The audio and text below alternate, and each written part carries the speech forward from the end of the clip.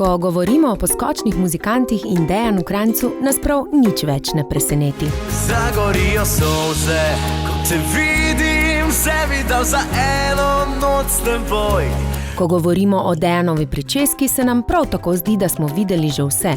Od pisanih barv do znakov na glavi, kitk in še marsikaj. Potem pa nas je poskočni pevec spet presenetil in si irokezo postrigel. Šok. Ali zaradi tega trpi njegova prepoznavnost? Ne vem, ne. Tako pravi poskočni ata, gospod Drago Krajnc, oče našega muzikanta.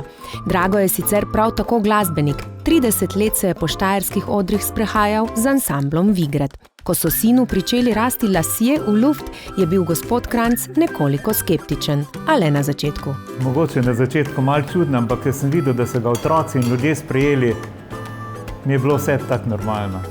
Fanta z najvišjo pričesko na glasbeni sceni je sprejelo mlado in staro. In res je to postal prepoznavni znak tako njega samega kot celotnega sestava. Ker ta noč po zanaju, kot je ni še bilo, pošal bom tvoje srce.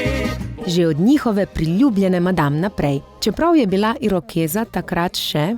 Jaz poskušam neutrudno, da bi saj spremenil te. Takšna. No zdaj, ko je več ni, pa je Dejanov oče prepričan, da jo bomo lahko kaj kmalu spet občudovali. Ker zdaj že ima takole, sem ga gledal v nedeljo pri kosilu, že ima kar centimeter, tako da si bo pustil nazaj.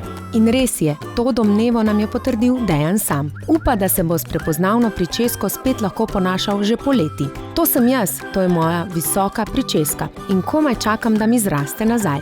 Potem pa spet akcija, nam še veselo pove simpatični pevec poskočnih muzikantov.